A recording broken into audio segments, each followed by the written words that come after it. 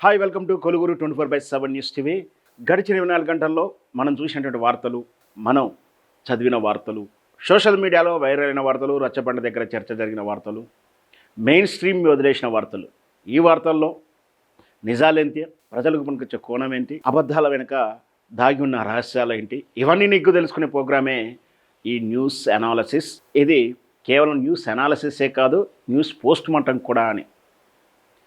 ఇకపోతే మనకు తెలిసింది గత శనివారం రోజు కేటీఆర్ గారు యువ సంగ్రామ యాత్ర అని చెప్పేసి యువతకు దృష్టిలో పెట్టుకొని చేసిన యాత్ర నిరుద్యోగుల యొక్క గోడును రిప్రజెంట్ చేయడానికి సరూర్ నగర్ స్టేడియంలో ఏదైతే వేదిక మీద దగా చేశారో, ఏ వేదిక మీద అయితే మోసం చేశారో, ఏ వేదికమైతే విద్యార్థుల గొంతు కోశారో గా వేదిక మీదనే మళ్ళీ వ్యాధి చేశారు కేటీఆర్ గారు. అదొక వార్త. ఇకపోతే మనకు తెలిసింది, రాజకీయాలలో ఎవరు శాశ్వత మిత్రులు ఉండరు, ఎవరు శాశ్వత శత్రువులు ఉండరు. ప్రజల్లో రకరకాలమైన ఆలోచన ధోరణులు పార్టీలను ఒకసారి గెలిపిస్తారు, ఒకసారి ఓడగొడతారు. ఎదురులేదు అనుకున్నటువంటి పార్టీలను మట్టి గర్పించిన చరిత్ర ఉంది. ఎక్కడ నామరూపాలు లేకుండా పోయిందన్న పార్టీ మళ్ళీ విజయడాకాలు మోగించిన దాఖలాలు ఉన్నాయి. ఇవన్నీ ప్రజా తీర్పులు అయితే, కానీ రాజకీయ నాయకులు, రాజకీయ పార్టీ పెద్దలు చేసేటువంటి జంపు జిలానీల కథ వేరే ఉంటుంది. ప్రజాస్వామ్య రీత్యా ఎవరికైనా ఏదైనా మాట్లాడవచ్చు, భావ స్వేచ్ఛ ఉంది, వ్యక్తిగత స్వేచ్ఛ ఉంది, జీవించే స్వేచ్ఛ ఉంది, ఇవన్నీ ఉన్నాయి. రాజకీయ పార్టీల దృష్టి చూసినా కూడా ప్రతి వ్యక్తికి, ప్రతి వాళ్లకు రాజకీయ స్వేచ్ఛ ఉంది. అయినా కూడా ఒక రిప్రజెంటివ్గా ఎన్నుకోబడిన తర్వాత పార్టీలు మారడం అనేది, అదే పార్టీ ఫిరాయింపు చట్టం కింద నిరోధిస్తూ చాలా చట్టాలు చేసిన నడి రోడ్డు మీద ప్రజాస్వామ్యాన్ని హత్య చేస్తున్న వైఖనాలు ఇప్పుడు ఈ గత 10-15 సంవత్సరాల నుంచి చూస్తూ ఉన్నాం. ముఖ్యంగా నరేంద్ర మోడీ గారు 2014 వచ్చిన తర్వాత దారుణాతి దారుణంగా రాష్ట్రాలలో ఎన్నిక కాబడినట్టే ప్రతినిధులు, అంటే ఎమ్మెల్యే కావచ్చు, ఎంపీలు కావచ్చు, కింది స్థాయి సర్పంచులు, వార్డు మెంబర్లు, ఇవన్నీ కూడా ఏ విధంగా ప్రజాస్వామ్యాన్ని హత్య చేస్తూ ఇతర పార్టీ వ్యక్తులను ఎంకరేజ్ చేస్తూ పార్టీలను మెర్జ్ చేసుకోవడం, తిరుగుబాటు చేసుకోవడం, వెన్నుపోటు రాజకీయాలు చేయడం, ఇవన్నీ చూస్తూనే ఉన్నాం. స్వతహాగా ఎదగాల్సినటువంటి రాజకీయ పార్టీ, మాకు దేశ స్వాతంత్ర పోరాటంలో క్రెడిబిలిటీ ఉంది, మేము ఆ రోజు నుంచి ఉన్నామని చెప్పిన నాయకులకు ఈ రోజు వరకు కూడా రాజకీయంగా ఎదగడానికి నాయకులు లేకపోవడం దుశ్చర్య. అది ఆశ్చర్యానికి గురి చేస్తాం. ఇగో వాళ్ళ సొంతంగా నాయకులు లేకపోయేసరికి రెడీమేడ్గా ఉన్న పార్టీల నుంచి గుంజుకోవడం అనేది చాలా చాలా చాలా చాలా రాష్ట్రాల్లో జరిగింది. మన తెలంగాణ రాష్ట్రంలో కూడా, తెలుగు రాష్ట్రాల్లో కూడా, అందున తెలంగాణ రాష్ట్రంలో కూడా భారతీయ జనతా పార్టీ ఇతర పార్టీల వ్యక్తులని ఏ విధంగా తమ పార్టీలోకి చేర్చుకొని వాళ్ళు మా వారసులు, మా రిప్రజెంటివ్ అని చెప్పి గల్లరెగేసుకుంటున్నారు. స్వతహాగా రాజకీయ నాయకులు లేరు, వాళ్ళకు లేరా ఏమిటి ఇదంతా? వివరాల్లోకి వెళ్దాం, పూర్తిగా తెలుసుకుందాం. అదే మన చామకూర మల్లారెడ్డి గారు, చామకూర శ్రావణ మాసంలో భారీ ఎత్తున గుమగుమలు ఆడిస్తాయనేది సోషల్ మీడియాలో వార్తలు గుప్పమంటా ఉన్నాయి. వాటి తాలూకు వివరాలు తెలుసుకుందాం. అలాగే గాంధీ భవన్కు ఎవరు రావద్దు కాంగ్రెస్ నాయకులు అంటూ కూడా రేవంత్ రెడ్డి హుకుం జారీ చేశాడు. మరి గాంధీ భవన్కు కాంగ్రెస్ కార్యకర్తలు రాకుంటే ఎవరు రావాలా, ఎందుకు రాకూడదు? అదేమైనా గుండాలకు, రౌడీలకు దానా? కాదు కదా, కాంగ్రెస్ కార్యకర్తలకు, కాంగ్రెస్ జెండా మోసే కూలీలకే కదా అది. మరి ఎందుకు రాకూడదు అంటున్నాడో ఆ వివరాలు తెలుసుకుందాం. ఆంధ్రప్రదేశ్లో సిబిఐ క్లీన్ చిట్ ఇచ్చుకుంటూ పోతా ఉంది జగన్మోహన్ రెడ్డికి. ఎల్లో మీడియా విషం గక్కిన రెడ్ బుక్ రాజ్యాంగాన్ని అమలు చేస్తున్న కూటమి ప్రభుత్వం, కూటమి అని అనడం కన్నా తెలుగుదేశం పార్టీ అండ్ జనసేన కలిసి వైఎస్ జగన్మోహన్ రెడ్డి మీద చేసినటువంటి ప్రాపగండాలు కానీ, కేసుల వేధింపుల్లో టెక్నికల్గా సిబిఐ కూడా క్లీన్ చిట్ ఇస్తూ అయినా క్లియర్ అవుతూ ఉంది. రీసెంట్గా కూడా జస్వానీ కేసులో సిబిఐ వీళ్ళ వాదన ఏదైతే Telugu Desam party, Chandrababu Naidu and Janasena party వాదన ఏదైతే ఉందో దానికి భిన్నంగా జగన్మోహన్ రెడ్డి గారి పాలనలో జరిగినటువంటి కేసు తాలూకు వివరాలు, ద విక్టమ్ ఈజ్ జస్వానీ కాదు, దట్ ఈస్ ఆవిడ నేరస్తురాలు అని చెప్పేసి సిబిఐ తేల్స్తుంది. ఇప్పుడు ఛార్జ్షీట్లో అదే ఇచ్చింది. సో ఈ వివరాలు పూర్తిగా వెళ్ళిపోదాం. బీజేపీ ఆకర్ష్ పథకంలో భాగంగా జంపింగ్ ఖాయం అయిపోయింది మల్లారెడ్డి గారు అంటూ, ఈవిడ గారేమో మల్లారెడ్డి గారి కూతురు ఈ మధ్యకాలంలో సోషల్ మీడియాలో వైరల్ అవుతుంది. ఇన్ఫ్లుయెన్సర్గా అవతారం ఎత్తే అవకాశాలు కూడా కనిపిస్తూ ఉండే. బహుశా అది కూడా ఏదో ఒకటి రెండు ఏదో ప్రమోషన్ ఏదో చేసినట్టు గుర్తొస్తుంది. వీఐపీగా వెళ్తూ ఉంది. సో ఆమెదైనటువంటి శైలిలో మాట తీరు, కట్టు తీరు, ఆకట్టుకోవడం ఇవన్నీ చూస్తూ ఉంటే సెంట్రల్ ఆఫ్ అట్రాక్షన్ అయిపోయింది, మీడియా అట్రాక్షన్ అయిపోయింది. ఆమె ఎక్కడికి వెళ్ళినా కూడా కెమెరాలన్నీ ఫోకస్ అవుతూ ఉన్నాయి, ఫోన్లన్నీ కూడా ఆమెతో సెల్ఫ్తో నిండిపోతూ ఉంది. ఆమె మెచ్యూర్డ్గా మాట్లాడే విధానం చూసినా, యాక్టివ్గా మాట్లాడేటువంటి తీరు చూసినా అందరూ కూడా ఆమె మీద కాన్సన్ట్రేషన్ చేస్తూ ఉన్నారు. ఎక్కడికి వెళ్ళినా కూడా సెంట్రల్ అట్రాక్షన్ అయిపోతుంది. కాలేజీ ఫంక్షన్ కావచ్చు, చామకూరు వారి ఇంటి ఫంక్షన్ కావచ్చు, ఇంకో వివాహ వేడుకకి అటెండ్ అయినా కావచ్చు, ఏది జరిగినా కూడా ఈవెంట్స్ ఆమె ఒక ఎయిర్పోర్ట్లో కనిపించినా కూడా హల్చల్ హల్చల్ అవుతూ ఉంది. అంత క్రీమ్ సంపాదించుకుంది ఈ చామకూర మేడం గారు. అయితే ఈమె ఇతని గారి కోడలు, కుమారుడు, భార్య, వీళ్ళందరికన్నా ఆమెకే క్రేజ్ పెరిగిపోయింది. ఈమె భారతీయ జనతా పార్టీకి దగ్గర అయిపోతూ ఉందని వార్తలు వస్తూ ఉన్నాయి. ఇది వార్తలు ఇప్పుడే కాదు, 2023 ముందు కొంచెం వచ్చింది. 2023 ఎప్పుడైతే బీఆర్ఎస్ పార్టీ ఓడిపోయి కాంగ్రెస్ పార్టీ అధికారంలోకి వస్తుందో అప్పుడు కూడా వినిపించింది. చామకూర మల్లారెడ్డి గారు పార్టీ జంప్ అని ఎంపీ ఎలక్షన్ల ముందు చాలా విన్నాం. అది కోడలి యొక్క కూతురుగానే సమానం చూసుకుంటా అని చెప్తున్నారు. మనం కూతురు అన్న కూడా తప్పేం లేదు. ఈ కూతురు ఆడబిడ్డ కూతురు రాజకీయ భవిష్యత్తు కోసం పార్టీ మారుతాడు మల్లారెడ్డి గారు అని ఒకటి. ఆయన వ్యాపార సామ్రాజ్యాన్ని కాపాడుకోవడానికి అధికారంలో ఉన్న రాజకీయ పార్టీకి మారని తప్పని పరిస్థితులు క్రియేట్ చేయబడ్డాయి. కాబట్టి ఈయన ఆశ్రిత రాజకీయ పార్టీ కోసం వెతుకుతూ ఉన్నాడు. ఇది అందరికీ బహిరంగంగా అర్థమయ్యేదే. ఎందుకంటే వీళ్ళు రాజకీయ నాయకుల కన్నా ముందు వ్యాపారవేత్తలు. ఆ వ్యాపారం కూడా ఏంది, ఈయన పేరుకు చెప్పుకోవడానికి పాలమ్మిన అంటాడు కానీ ఆయన వ్యాపారం, ఎడ్యుకేషన్, విద్యా దానం చేస్తున్నాడా, మరి విద్యా వ్యాపారం చేస్తున్నాడు అనేది చూస్తున్న ప్రేక్షకులకు తెలుసు. సరే, అది వేరే టాపిక్. అయితే ఈయన దీంట్లో ఖచ్చితంగా వ్యాపార రంగం లొసగులు ఉంటాయి, మతలబులు ఉంటాయి, లోతు పాతులు ఉంటాయి. వాటిలో షేకింగ్ రాకుండా ఉండాలంటే ఖచ్చితంగా అధికార పార్టీకి మడుగులొత్తాలా, లేదంటే వీళ్ళని ఏ విధంగా టార్చర్ చేస్తారో అధికార పార్టీలు మనందరూ తెలిసిందే. అయితే స్థానిక కాంగ్రెస్ పార్టీలోకి వెళ్తాడు అనుకున్నారు చాలామంది. ఆ విధంగా క్యాప్చర్ కూడా చేస్తారు, వాళ్ళు ప్రేరేపితం చేస్తారు. ఖచ్చితంగా ప్రతిపక్ష పార్టీలో ఉన్నప్పుడే ఇతని మీద ఏ విధంగా దాడి చేశాడో, నాయన నేను ఆ రేవంత్ రెడ్డి బ్లాక్ మీద చచ్చిపోతున్నానని చెప్పి స్వయాన మల్లారెడ్డి గారి వీడియోలో సాక్షిగా చెప్పి, వామ్మో అసెంబ్లీలో అనుకుంటే చెప్పింది, నాకు గుర్తున్నంతవరకు అసెంబ్లీలో చెప్పి ఉండవచ్చు. సో అట్లా వేధించినటువంటి మల్లారెడ్డి గారిని వేరే పార్టీలో ఎలా ఉండనిస్తారు, అది ఓడిపోయిన పార్టీలో ఉండనేడు. కాబట్టి ఆకర్ష పథకం కాంగ్రెస్ చేసినా అక్కడ విజయం సాధించలేదు. అతనికి ఇతనికి అభిప్రాయ భేదాల ఈక్వేషన్ కుదరలేదు. కానీ వీటి స్థానిక కన్నా ఆయన సెంట్రల్లో ఉన్నటువంటి బీజేపీ ఎక్కువ ఆకర్షితుడయ్యాడు, వాళ్ళు ఎక్కువ ఆకర్షించారు అనేది రాజకీయాల్లో చర్చ జరిగింది. అయినా కూడా అతను పార్టీ మారతలేడని చాలా స్పష్టంగా చాలాసార్లు చెప్పాడు. కానీ అయినా మళ్ళీ ఇప్పుడు ఈ మధ్యకాలంలో మళ్ళీ పార్టీ మారబోతున్నాడు వార్తలు, గుసగుసలు, హెడ్డింగ్స్, సైడ్ హెడ్డింగ్స్ వస్తూ ఉన్నాయి. ఎందుకు? ఇతను ఈ మధ్యకాలంలో భారతీయ జనతా పార్టీకి దగ్గర అవుతూ కనిపిస్తున్నాడు. భారతీయ జనతా పార్టీ పెద్దలను కలుస్తూ ఉన్నాడు. ఢిల్లీలో ప్రధానమంత్రి గారిని కలవడం, ప్రధానమంత్రిగా అధికారం కలిసినా లోపలికి మతలబులు ఉన్నాయని చాలా వరకు అనుకున్నారు. అయితే ఈ వార్తలు కేవలం వ్యాపార దృష్టిలో మాత్రమే. ఆంధ్రప్రదేశ్లో వీరు తిరుపతిలో ప్రారంభించిన కాలేజీ తాలూకు వ్యవహారాల క్లియరెన్స్ కోసము, ఏదో ఒకటి కోసము, ఆ కోసమే విఐపిగా గెస్ట్గా పిలవడం కోసం వెళ్ళాము ఆహ్వానించడానికి అని చెప్పినప్పటికీ లోపాయి గారికి ఏదో జరుగుతుంది అనేది ఇన్నాళ్ళు రాజకీయ వర్గాలలో చర్చ మాత్రంగానే ఉంది. అయితే ఇప్పుడు ఏకంగా కొంచెం అప్పటి పట్టుత్వం కాకుండా కొంచెం లూజ్ ఎక్కువ కనిపిస్తుంది. ఎందుకంటే 2 కారణాలు. ఈ మధ్యకాలంలో బీఆర్ఎస్ పార్టీ నిన్న యువజన సంగ్రామ యాత్ర చేస్తే అక్కడ చామకూర మల్లారెడ్డి గారు కనిపించలేదు, ఇది వార్త. దాంతోపాటు అదే సమయంలో రేవంత్ రెడ్డి గారు చేస్తున్నటువంటి ఒక అందశ్రీ గారి ఈయన నియోజకవర్గంలో ప్రోటోకాల్ ప్రకారం ఆయన ఉండాల్సి ఉన్నాడేమో. అక్కడ మల్లారెడ్డి గారి సమక్షంలోనే రేవంత్ రెడ్డి గారు భారతీయ రాష్ట్ర సమితిని, బీఆర్ఎస్ను, కేటీఆర్ను, కుటుంబాన్ని నానా రకాలైన మాటలు అంటున్నా కూడా మౌనం వహించాడు అనేది ఇక్కడ బీఆర్ఎస్ వర్గం నుంచి వస్తున్నటువంటి వాదన.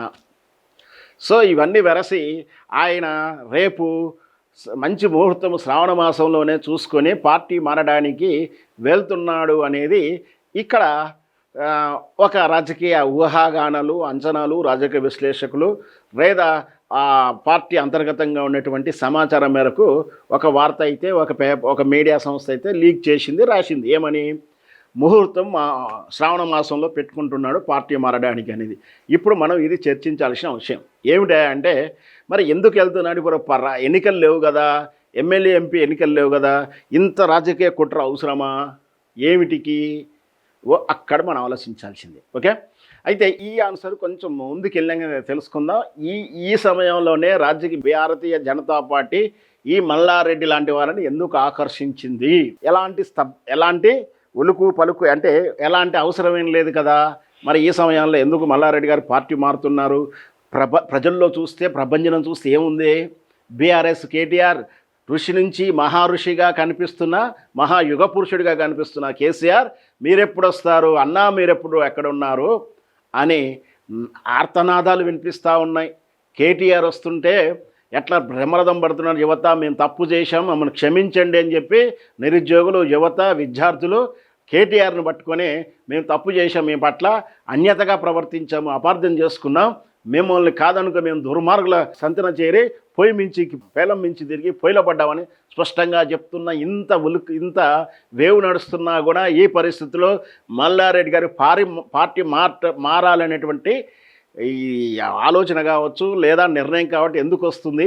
ఇంత పెద్ద అవసరం ఈయనతనికి వచ్చింది, ఆ పరిస్థితులు ఎందుకు వచ్చాయి? కాస్త ముందుకెళ్ళి డిబేట్ చేద్దాం, దాని గురించి చర్చిద్దాం.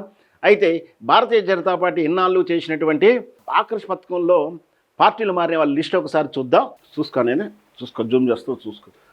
ఇది 2014 నుంచి బీఆర్ఎస్ నుంచి బీజేపీకి వెళ్ళిన లీడర్లు చాలామందే ఉన్నారు, పెద్ద వాళ్ళు. ప్రముఖ ఎంపీలు ఈటల రాజేంద్ర గారు, బీబీ పటేలు, పోతిగంటి రాములు, నాగర్ కర్నూలు ఎంపీ తన కుమారుడు భరత్తో కలిసి 2004 చేరాడు. బీబీ పటేల్ జహీరాబాద్ సిట్టింగ్ ఎంపీ, అప్పుడు 2024లో లోక్సభ ఎన్నికల ముందు చేరాడు. ఈటల రాజేంద్ర వేకట్లో చేరారు. బూర నర్సయ్య గౌడ్ భువనగిరి ఎంపీ, కొండా విశ్వేశ్వరరెడ్డి చేవెళ్ల మాజీ ఎంపీ 2014లో బారాస్ నుంచి గెలిచి తర్వాత కాంగ్రెస్కి వెళ్ళి చివరికి బీజేపీలో చేరాడు.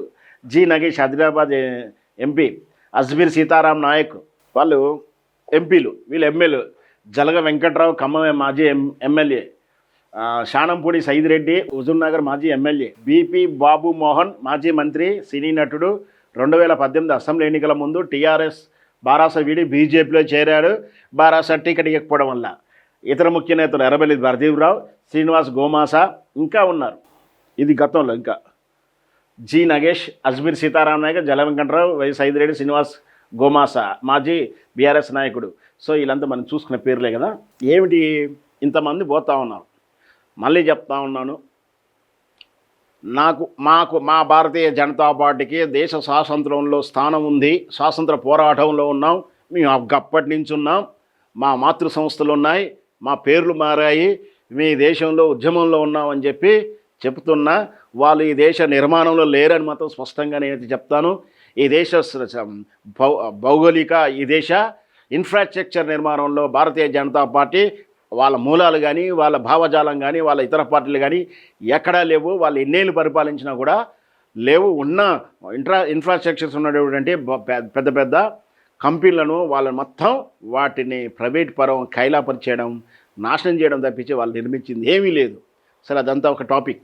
ఇకపోతే రాజకీయంగా వాళ్ళు చేసింది, వాళ్ళ ఇన్నేళ్ళు ఉన్నప్పటికీ వాళ్ళ ఒక రాజకీయ నాయకులను తయారు చేసుకోలేకపోవడం వాళ్ళ బలహీనత, వాళ్ళ దురదృష్టం, వాళ్ళ దౌర్భాగ్యం. అది రెడీమేడ్గా ఉన్నటువంటి రాజకీయ నాయకులను వాళ్ళు తీసుకుంటున్నారు. మీరొక్కసారి చూడండి, జన్మతః కాంగ్రెస్ పార్టీ వాళ్ళు ఉన్నటువంటి నాయకులు, వాళ్ళ తాత, వాళ్ళ తండ్రి, వాళ్ళ కుటుంబము, వాళ్ళ నేపథ్యం అంతా కూడా కాంగ్రెస్ పార్టీకి అంకితమై ఉంటుంది. తరాల నుంచి నిర్మించుకున్నటువంటి నిర్మాణతత్వమైనటువంటి శాఖ కాంగ్రెస్ పార్టీలో ఉంది. కాబట్టి ఇన్నేళ్ళు, ఇన్ని కుంభకోణాలు, ఇంత అప్రతిష్ట పాళ్ళు, ఇన్ని లుకలుకలు, ఇన్ని ఉన్నా కూడా కాంగ్రెస్ పార్టీ మళ్ళీ ఉదయిస్తూనే ఉంటుంది, మళ్ళీ పుడుతూనే ఉంటుంది. ఓడిపోయి పడినా మళ్ళీ కాంగ్రెస్ పార్టీ గెలిచేటువంటి అవకాశాలు ఎందుకు వస్తున్నాయంటే అది తరతరాల నుంచి కాంగ్రెస్ నిర్మాణ శాఖ అట్లా ఉంది. ఇకపోతే టీఆర్ఎస్ పార్టీ అది స్వయం నిర్మించుకున్నటువంటి రాజకీయ పార్టీ. నాయకులను తయారు చేసుకుంది, కార్యకర్తలను తయారు చేసుకుంది, కార్యకర్తలని నాయకులుగా తీర్చిదిద్దుకుంది. సగటు బహుజనులు, ఎస్సీ ఎస్టీ వాళ్ళు ఎక్కువ మంది ఉంటారు రాజకీయ పార్టీ బీఆర్ఎస్ పార్టీలో. చూడండి, వాళ్ళ లీడర్లంతా కూడా బాగా బడాబలిసినటువంటి ఉన్నత కులాలకు చెందిన వాళ్ళు, ఉన్నత వర్గానికి చెందినటువంటి ఆర్థిక రంగానికి చెందిన వాళ్ళు చాలా తక్కువ మంది. పిడికల మీద, ఏళ్ల మీద లెక్క పెట్టుకోవచ్చు. అట్లా బీఆర్ఎస్ పార్టీ కార్యకర్తలను నిర్మించుకుంది, కార్యకర్తలను క్రియేట్ చేసుకుంది, తయారు చేసుకుంది, అందులో నుంచి నాయకులను తయారు చేసుకుంది, యువతను తయారు చేసుకుంది.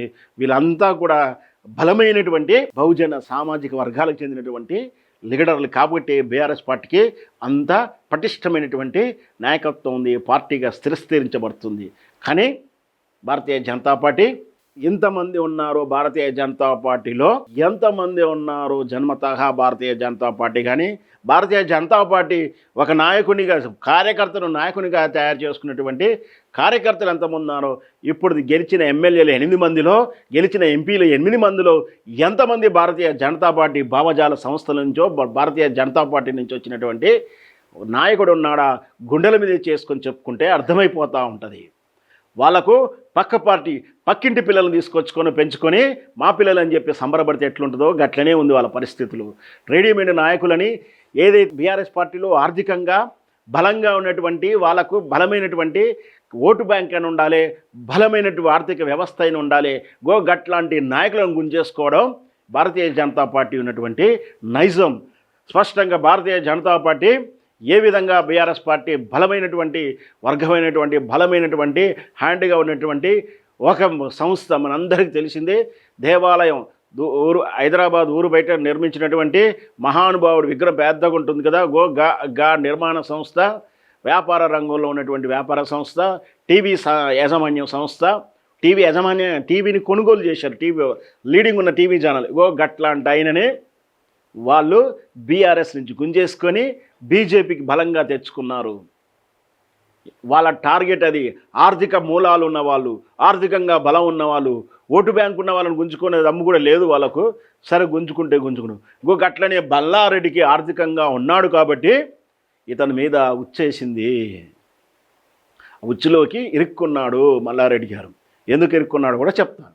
ఇకపోతే టీడీపీ పార్టీ గురించి ఒకసారి కూడా చెప్పుకుందాం, ఎందుకంటే మన ఎంతున్నా మన దాయాదులు కదా, చెప్పుకుందాం. టీడీపీలో ఒకనాడు ఎన్టీ రామారావు గారు ఉన్నప్పుడు అది శ్రామికుల పార్టీ, బహుజనుల పార్టీ, బీసీల పార్టీ. నిర్మాణాత్మకంగా ఆ పార్టీ కూడా సామాన్యానికి కూడా ఎమ్మెల్యేలను చేసినటువంటి చరిత్ర సీనియర్ ఎన్టీ రామారావు గారికి ఉంది.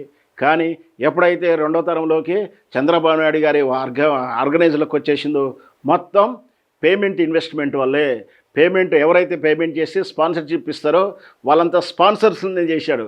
ఇక్కడేమో ఆర్థికంగా బలం ఉన్న వాళ్ళని చూసుకుంటే ఆయన అట్లా కాదు, ఆయన స్కీమ్ వేరే ఉంటుంది. స్పాన్సర్షిప్ ముందు కొంత స్పాన్సర్ చేయాలి, ఆ స్పాన్సర్ చేస్తే ఎలిజిబిలిటీని బట్టి వాళ్ళ క్యాడర్ని బట్టి వాళ్ళ స్పాన్సర్షిప్ అంటే ముందు ఎంత త్యాగం చేస్తారో దాని పర్సంటేజ్ ప్రకారం వాళ్ళకి సీట్లు ఉంటాయి, వాళ్ళకి పోస్టులు ఉంటాయి. సో అది పెట్టుబడిదారీ వ్యవస్థ, అది స్పాన్సర్షిప్ వ్యవస్థ నుంచి రాజకీయ నాయకులుగా వస్తుంటారు. అందుకే వాళ్ళు వ్యాపార సామ్రాజ్యాన్ని విస్తరించుకునే వాళ్ళు, వ్యాపార సామ్రాజ్యంలో బాగా డబ్బులు వెనకేసుకున్న వాళ్ళు, విద్యా సంస్థలు, ఆరోగ్య సంస్థలు, హాస్పిటల్స్, కంపెనీలు వాళ్ళే, ప్రైవేట్ లిమిటెడ్ వాళ్ళే వాళ్ళ ఎమ్మెల్యేలు, ఎంపీలు. అట్లా ఈ ఆర్థిక బలం ఉన్నటువంటి ఈ మల్లారెడ్డి గారిని ఉచ్చేసుకొని తీసుకున్నారు. ఏమిటికి అంటే ఇప్పుడు అది రివీల్ చేస్తున్నాను. రాబోయే జిహెచ్ఎంసీ ఎన్నికల్లో భారతీయ జనతా పార్టీ 3 కార్పొరేషన్గా విభజించిన 3 మీద విజయం సాధించాలి. మేడ్చల్లో ప్రధానంగా ఉన్నటువంటి ఈ నాయకుడితోటి, మేడ్చల్లో ఇతడు ఆర్థికంగా బలంగా ఉన్నటువంటి ఈ నాయకుడితోటి, మేడ్చల్లో ఓట్ బ్యాంకుగా ఉన్నటువంటి ఈ నాయకుడితోటి, మేడ్చల్లో బలంగా ఉన్నటువంటి నాయకత్వాన్ని అక్కడ వాళ్ళకి లేరు నాయకులు. భారతీయ జనతా పార్టీకి లేదు, ముందు వచ్చేవాడు ఖర్చు పెట్టేవాళ్ళు లేరు. రాబోయే జిహెచ్ఎంసీ ఎన్నికల్లో హైదరాబాదులో దమ్ము చూపించుకోవడానికి ధైర్యంగా దిష్టంగా ఉన్నటువంటి మల్లారెడ్డి గారి మీద కన్నేశారని నేను ఒక రాజకీయ విశ్లేషకుడిగా అంచనా వేస్తున్నాను. మళ్ళీ చెప్తా ఉన్నాను, రాబోయే జిహెచ్ఎంసీ ఎన్నికల దృష్ట్యా ఆర్థిక అంగబలం, ఓటు బ్యాంకు ఉన్నటువంటి మల్లారెడ్డి గారిని కవ్విస్తున్నారు. లాంఛనంగా రాబోయేటువంటి జిహెచ్ఎంసీ ఎన్నికల దృష్టిలోనే పెట్టి ఈ ఎన్నికల్లో జిహెచ్ఎంసీ ఎన్నికల్లో మల్లారెడ్డి గారు చేసే కృషి త్యాగం భవిష్యత్తులో ఈ మేడం యొక్క సీటు ఆధారపడి ఉంటుంది. రాజకీయ పోస్టులు ఉంటాయి, ఆమెకు ఎమ్మెల్సీ చేస్తారు, ఎంపీని చేస్తారు, రాజ్యసభ చేసి మళ్ళీ మంత్రి పదవి ఇస్తారా ఇయ్యరా, ఇవన్నీ కూడా దాని స్కేలుని బట్టి ఉంటాయనేది ఒక రాజకీయ విశ్లేషకుగా నేను చెప్పబోతున్నాను. సో ఇది మల్లారెడ్డి గారు ఎందుకు పార్టీ మారాల్సి వచ్చింది, మల్లారెడ్డి గారి మీదనే ఎందుకు టార్గెట్ చేశారు అంటే ఇక్కడ మల్టిపుల్ చాయిస్. ఒకరికి జిహెచ్ఎంసీ ఎన్నికలు కావాలి, వాళ్ళకు ఆర్థిక బలం, అంగబలం, విషయం ఉన్నటువంటి వ్యక్తి కావాలి. అది బీఆర్ఎస్ పార్టీ నుంచి అయితే బీఆర్ఎస్ పార్టీని దెబ్బకొట్టినట్టు అవుతుంది. అందుచేత మల్లారెడ్డి గారి మీద వాళ్ళు వేసినటువంటి వచ్చు. దాంతోపాటు మల్లారెడ్డి గారికి ఏం కావాలి, రాజకీయ భవిష్యత్తు కావాలి. మల్లారెడ్డి గారికి ఏం కావాలి, ఇక్కడ రాష్ట్ర స్థాయిలో ఉన్న విద్యా సంస్థ అంతర్రాష్ట్రీయ వ్యాపార సంస్థగా మారుతుంది. త్వరలో జాతీయ విద్యా సంస్థలుగా అభివృద్ధి చెందాలి గది. ఎందుకంటే విద్యా సంస్థలన్నీ కూడా యూనివర్సిటీ వైజ్ అంతా కూడా సెంట్రల్ గవర్నమెంట్ యూజీసీ కింద ఉంటాయి. సెంట్రల్ గవర్నమెంట్లో మన పట్టు ఉంటే విషయంలో చాలా వరకు మంచి జరుగుతుందనేది వాళ్ళ అభిప్రాయం. కాబట్టి మనం సర్పంచ్ స్థాయి, జిల్లా స్థాయి, మండల స్థాయి ఇవన్నీ దాటేసి ఎమ్మెల్యే స్థాయి, స్థానిక స్థాయి వచ్చాం, అవి కూడా దాటేసాం. మనం ఎంపీ స్థాయికి వెళ్ళాల్సింది. సో అవసరాలు అలా ఉన్నాయి కాబట్టి మల్లారెడ్డి గారు కూడా పార్టీ మారే అవకాశాలు ఉన్నాయి. మల్లారెడ్డి గారు మాత్రం ఇంతవరకు మాత్రం ఏ పార్టీ, ఆయన గతంలో టీడీపీలో ఉన్నాడు అనుకుంటున్నాను, నాకు గుర్తుందో టీడీపీ. అక్కడి నుంచి మళ్ళీ బీఆర్ఎస్కి వచ్చాడు, తెలంగాణ ఉద్యమ సమయంలో. ఎప్పుడు కొన్న విలువలు దాటి మాట్లాడలేదు ఆయన. మల్లారెడ్డి గారు ఎప్పుడు మాట్లాడినా, రాజకీయ విమర్శలు చేసినా, తాను ఒక పార్టీ నుంచి వచ్చి ఇంకొక పార్టీలోకి వెళ్ళిపోయిన తర్వాత కూడా దిగజాడిన రాజకీయం చేయడు అనేది నా అంచనా. అంటే ఇప్పుడు బీఆర్ఎస్ పార్టీ మీద వెళ్ళి బీజేపీకి వెళ్ళిన తర్వాత బీజేపీలో ఉండి బీఆర్ఎస్ మీద అవాకులు చెవాకులు విలువలు లేనటువంటి రాజకీయం చెయ్యడు అనేది నా ఉద్దేశం. స్నేహపూర్వకంగా ఉంటాడు కానీ గెలుపు మాత్రం అక్కడ ఉండటానికి, మనసు మాత్రం అక్కడ ఉండటానికి, శరీరం మాత్రం అక్కడ ఉండటానికి ఆయన రాజకీయంగా ట్రాన్స్ఫర్ అవుతున్నాడే తప్పించి ఆయన పార్టీ ముఖ్యం కాదు, అంటే పార్టీ సిద్ధాంతాలు ముఖ్యం కాదు. ఆయన మనుగడ లేదా వ్యాపార ఎదుగుదల కోసమే ఈ నిర్ణయం తీసుకుంటూ ఉండవచ్చు అనేది నా అంచనా. ఇది మల్లారెడ్డి గారి జంపింగ్ యొక్క స్టోరీ. ఇది వార్త. బీఆర్ఎస్కు మల్లారెడ్డి ఫ్యామిలీ గుడ్ బై. శ్రావణ మాసంలో బీజేపీ చేరిక. ఇప్పటికే క్యాడరు, పార్టీ ముఖ్య నేతలకు సమాచారం. ఈ విషయంపై పెద్దగా స్పందించని అధిష్టానం. శ్రావణ మాసంలో బీజేపీలో చేరికలు. BJP state incharge Abhay Patil మూడో పేజీలో బండి ఈటలు కలిస్తే బీజేపీ అధికారంలోకి వస్తుందా, ఇది వేరే వార్త. మాజీ మంత్రి మేడ్చల్ ఎమ్మెల్యే చామకూర మల్లారెడ్డి వ్యవహారం హాట్ టాపిక్గా మారింది. త్వరలో ఆయన తన అల్లుడు మర్రి రాజశేఖర్ రెడ్డి సైతం గులాబీ పార్టీని వీడనున్నట్టు సమాచారం. దీనిపై పార్టీ క్యాడరు, ముఖ్య నేతలకు మల్లారెడ్డి లీట్లు ఇచ్చినట్టు తెలిసింది. అందుకే పార్టీ కార్యక్రమాలు, కీలక భేటీలు, బహిరంగ సభలకు ఆయన ఫ్యామిలీ దూరంగా ఉంటూ వస్తున్నట్టు తెలిసింది. విద్యా సంస్థలు, వ్యాపారాలను కాపాడుకోవడానికే ఆయన బీఆర్ఎస్ పార్టీని వీడి శ్రావణ మాసంలో ఫ్యామిలీతో సహా బీజేపీలో చేరుతున్నట్టు ప్రచారం జరుగుతోంది.